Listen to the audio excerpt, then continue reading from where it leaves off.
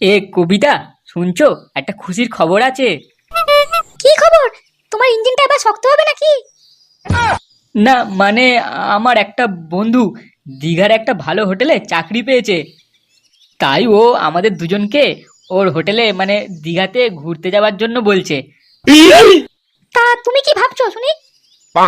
আমি ভাবছিলাম চলো দুজন মিলে একটু ঘুরে আসি। বিয়ের পর তো হানিমুন করা হয়নি আমাদের।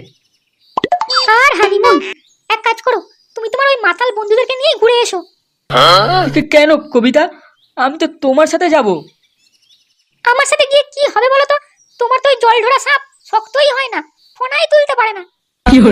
তুমি বরং ওদের সাথেই যাও, বুঝলে? এ তুমি কি বলছো? যা বলছি আমি ঠিক বলছি। সরো তো, বাড়িতে মেলায় কাজ পড়ে আছে, ওই ন্যাকামো করছে।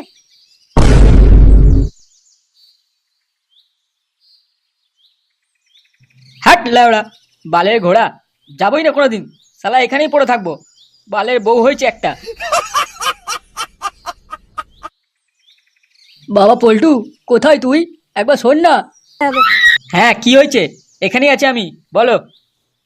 বলছি পল্টু, আমাকে একটু ফাঁকা জায়গায় কোথাও ঘোরাতে নিয়ে চ না। বহুদিন ঘর থেকে বাইরে বেরোয়নি। যদি একটু ওই দীঘা বা পুরী সমুদ্রের ধারে গেলে খুব ভালো হতো।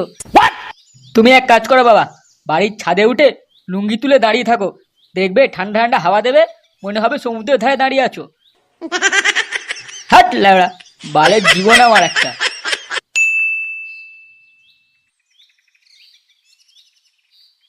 কই গো গিন্নি, কোথায় গেলে? হ্যাঁ, একবার এদিকে এসো তো।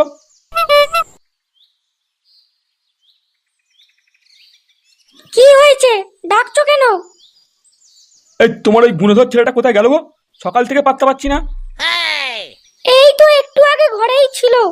ওর একটা বন্ধু ডাকতে এলো, মনে হয় বাইরের দিকে গেল। রে, আমার হয়েছে যত জ্বালা। না, দেখি কোথায় গেল বাইরের দিকে।